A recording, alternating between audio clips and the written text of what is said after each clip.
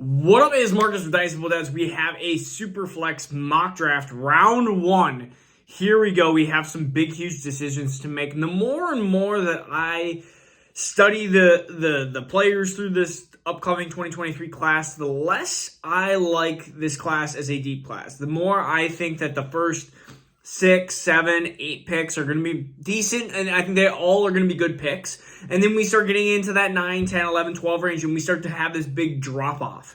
And so I just want to kind of say that as a public service announcement to, if you have a top, 6, 7 pick, I'm not trading back. There are some drafts where I was okay trading back 3, 4 picks, but I think the tier breaks start to drop off, and there's a lot more questions when we get to the end of the first, when we get to the beginning of the second. And that question basically starts to shrink even more when we get into 1 QB leagues. I also had somebody that reached out to me and said, hey, would you take Anthony Richardson 101 over Bijan in any situation? And it's funny that I say absolutely not, but the reason for that kind of answer is I think Bijan is an absolute home run pick. Anthony Richardson, there is a chance that we look in 12, 24, 36 months that Anthony Richardson could be drafted ahead of Bijan Robinson in Dynasty, but I think the chances are very slim. I know that Anthony Richardson, there's a chance that he could end up being a top 5 quarterback. There is a chance that he could also end up being the likes of RG3 and Geno Smith and just a mobile, athletic quarterback that ends up not making it long-term, at least in the NFL. We can talk more about that when we get to the Anthony Richardson pick, but the number 1 pick, Bijan Robinson, right here at 119 to Tampa Bay. This is with landing spots, by the way, so it doesn't really matter where Bijan goes. He's going to go in the first round. I mean, I would be shocked if I don't hear him in day 1. So Bijan Robinson is going to go round 1 to Tampa Bay in this situation. Doesn't really matter where, like Breece Hall, wherever Breece Hall was going to go, that he was going to be the 101. The only reason Bijan would be any consideration to not be 101 is if he got stuck with the likes of Breece Hall. Or, gosh, I'm trying to even think of any other situation that I would absolutely hate. And Jonathan Taylor, if he was stuck with Indianapolis, but why would Indianapolis take Bijan Robinson? It's just some of these things would not make sense at all. So Bijan Robinson is 99.9% safe. And so Bijan, number 1, 101. This is where we've been discussing. Do we take Jahmyr Gibbs? Do we take quarterback? In Superflex, I like to have the tiebreaker slightly be quarterback. And there are some questions about Jahmyr Gibbs that we can go through too as well when we get to his pick. But Bryce Young, 102 to Houston. Everybody talks about the concern. Height, size, all of that. And what we have seen Russell Wilson. We have seen Drew Brees. We have seen the likes of even Kyler Murray. We've seen quarterbacks that have been undersized, and Bryce Young has not seemed to be fazed by it at all. I would rather have a very, very good, talented quarterback than a 6'3" quarterback that is not talented. Bryce Young will probably be the first quarterback taken. I think the odds in Vegas are still favored it on Bryce Young being the number 1 overall, or being the first quarterback taken, and Houston would be a good situation. He's going to have there's going to be a wide receiver drafted a little bit later, even in this draft, that you're going to see that they're going to take, and I can easily see Houston taking an alpha wide receiver to go along with Bryce Young, but I am not concerned much at all about Bryce Young. I do think that he doesn't have that high top 3 quarterback upside like an Anthony Richardson, but I think his safety is a lot more safe than his floor is a lot more higher than the likes of Anthony Richardson. So number 3, this is where we start getting into the tough things. But CJ Stroud, 104 to Indianapolis. You have to look at the film, and the film says that Bryce Young and CJ Stroud are the best 2 quarterbacks. Now, again, I don't get paid millions of dollars, and ultimately draft capital will settle a lot of this, because if Anthony Richardson gets drafted before one of these 2 guys, he likely could jump them in fantasy football as well, because that's ultimately all we care about is fantasy football. And fantasy football, a lot of times with quarterbacks, can be related to either mobility, which Anthony Richardson does have a ton of, or you look at draft capital. And if you have a player that is going to be drafted in that top 3, top 4, there are analytics that show that they're going to get they're going to get more chances just in the NFL. And so CJ Stroud, 104 to Indianapolis, I like that spot. And I am not opposed to having somebody take, which we're going to take at number 4, Anthony Richardson. If somebody wants to, hey, he's my number 1 quarterback, there are some definite inconsistency concerns. There are some vibes where I watch the film, and this is just from my eyes. I am not a professional scout, and I go, oh, man, how is he going to make it to the next level? He needs to definitely control some of his accuracy issues and some of his inconsistencies that I think could pose an issue at the next level. But guess what? He's mobile, and that may not even matter. Look at Justin Fields. He had a horrendous passing year, and he ended up being a great fantasy quarterback. So ultimately, we have to weigh those, but you don't want to go too far off the scale where you end up becoming a Malik Willis where you can't throw it all, and you have a lot of mobility. So it's like, where is Anthony Richardson in that scale? I mean, he has a great arm velocity as well, so I mean, he has the potential to, when we look in 2 years, to be the number one player in this Dynasty draft. But he also has a chance of being like, well, that was an extreme disappointment. He turned into being more of a Terrell Pryor, where he's, or even like RG3, where you have maybe a year, but it's like health with mobility quarterbacks, which again, that's with any mobile quarterback. And you have some very big inconsistencies, and can he make throws to consistently help his team and be a starter at the next level? And that's going to determine on a lot of draft capital. So 107 to Las Vegas. That's where we have Anthony Richardson. He's number 4, which jumped Jahmyr Gibbs here. So Jahmyr Gibbs is number 5. He goes to the second round in Miami. We love the Miami location. The more I look at Jahmyr Gibbs, the more I see Jamaal Charles. I've been saying that for the last 2 months, 3 months, that he just gives me a lot of those vibes. But I also, now just looking at that little 5'9", 199, I also get a little bit of CJ Spiller vibes. And that is the concerning, that's that little bird in the back of my head going, man, Jahmyr Gibbs looks like a top 10 Dynasty running back immediately. But then I also look at that CJ Spiller, that little vibes where I love CJ Spiller. I loved him. I thought he was a great running back. I thought he was going to be a great running back at the next level. Ended up not being a great running back. And so, does he become CJ Spiller? Does he become Jamaal Charles? Or does he become somewhere in between? It's tough. But Jahmyr Gibbs is the second best running back by far in this class. And I think at this point, at 105, Jahmyr Gibbs is a steal. And you're going to get Jahmyr Gibbs 102 in 1 QBs as well. And so number 6, I got to go with the guy who I think is going to be the best wide receiver. 106 is going to be Jaxon Smith-Njigba. 106 going to New England at 114 in the actual NFL draft. It's not the greatest landing spot, but Jaxon Smith was with his 3-cone, kind of settled it for me. I love the 3-cone when it comes to wide receivers. I want to see the route running. I want to see the separation. And that number with JSN, it has cemented him as, unless something crazy happens, it's penciling in him as the wide receiver 1 in this draft class.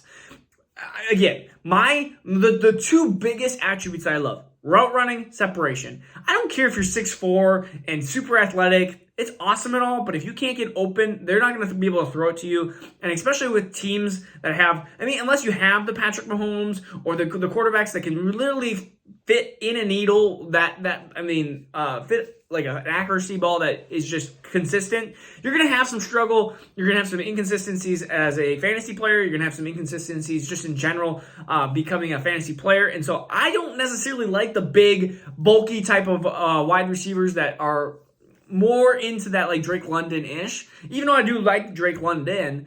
We were going to talk about why Quentin Johnston is my wide receiver 3 of this draft class too, and he'll be in a couple of picks here. So this is kind of like this is potentially a little bit of a drop-off here. Not a huge drop-off like we're going to be talking about in a couple picks, but a drop-off enough. 107 here is going to be Will Levis. He goes to 109, Carolina. He's got DJ Moore. He's going to have a wide receiver later in this draft class as well. Will Levis, you have to pick him here because you have to take that quarterback chance of, even if he becomes a Kirk Cousins, a middle QB2, that is actually pretty valuable compared to a wide receiver that might be a wide receiver too. Like, you got to take Will Levis here at 107. It's a little bit of a drop off here, and so I would rather have, again, the JSNs, the Gibbs, and even Richardson with his health, or his mobility and stuff versus Will Levis. So just a little bit of a drop off here. Will Levis. Now we're gonna go to 108. It's Jordan Addison. He goes to Baltimore, 123. We don't know who the quarterback is going to be, if it's Lamar, if it's not going to be Lamar. But I like Jordan Addison. I think, again, you look at the size concerns. And a lot of people talk about BMI, and they talk about, is he going to be Devonta Smith? Devonta Smith was super frail. But it doesn't honestly matter to me a ton about size when it comes to wide receivers. Wide receivers are getting, are becoming a little bit thinner. They're becoming a little bit quicker and more into that route running atmosphere. We are getting more opened up offenses where you're having more 3 wide receiver sets, and you're going to have, before, you look at 10 years ago, slot wide receivers, it was like, man, you can't have a fantasy slot receiver. Now it seems like you get a ton of fantasy slot receivers. And I'm not saying that Jordan Addison is Hunter Renfrow by any means, or like a Cole Beasley, but I think he's a lot better than those 2 players, and you can see those players even get fantasy production and be fantasy valuable at times. And you're going to have a lot of these really thin, short wide receivers, under 6 feet tall, under 180 pounds. We're going to be talking about some of these wide receivers over the next couple of weeks into the next couple of months. But Jordan Addison is my favorite one of the undersized category. At least Jaxon Smith is over 6 feet tall. He's 6'1". But Jordan Addison, a little bit more frail, but 123 to Baltimore. I'm taking him here. 109, Quentin Johnston to 112 to Houston. So he goes to Bryce Young.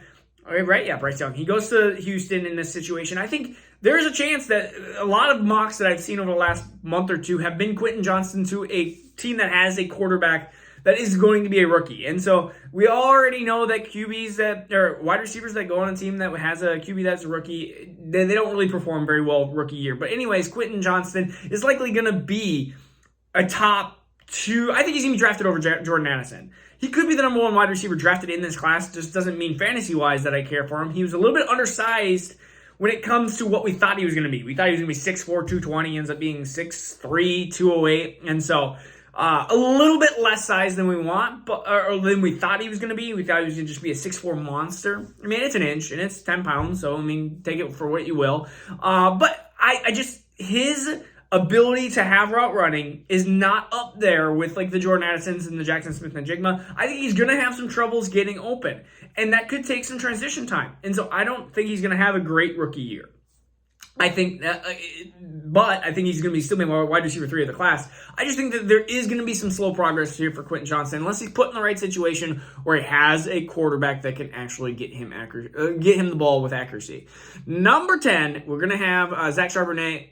Second round to Arizona. I think it's second round, 267 or 67th pick. Maybe early third, second. I think it might be early third. Whatever it is. End of second, early third round.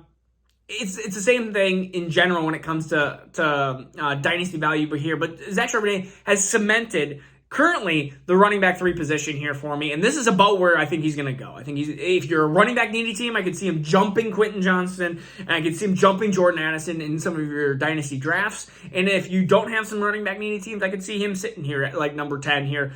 But I think you could see a Dameon Pierce level of season, maybe even a little bit better, going into rookie year for Zach Charbonnet. And you talk about third round, so he's got the draft capital. He had the 4.540. I think he's got the size, the receiving capability. I love this. I love this as for the Arizona Cardinals. I think he's a great running back that looks like James Conner-esque, who was drafted in the second round. So I like this pick for Arizona and number 10. So number 11 and number 12. So number 11, we're going to go with Zay Flowers. Talk about undersized. They thought he might be 165 pounds, and he ended up being 180 pounds. A little bit better for him, but again, undersized. Goes to Carolina. Carolina needs help there at the wide receiver position. They're going to get Will Levis, and so Zay Flowers is... I think this is where we start dropping off. When we get to 10, we get to this 11, 12, and beyond, there's a drop-off here. There's definitely a significant talent drop-off. Zay Flowers is okay in my mind. He's okay. Is it amazing by any means? No. It's like I kind of like him. Lots of risks. He reminds me of kind of the Elijah Moore, Rondell Moore tier when we had those wide receivers when it came to the rookie draft a couple of years ago, where it was like Elijah Moore and Rondell Moore liked him. Even Elijah Moore, I think, was a better prospect than Zay Flowers. I liked him, but it's also like there's a lot of weakness in his holes. They're undersized usually, and so... We'll see. it's tough when we start getting into this point. I really start to dislike some of these wide receivers, and I would rather just be like, hey, 111's for sale. Give me a 2024 first, even if it's a late first. I think I would rather just have that at this point, unless you need a wide receiver.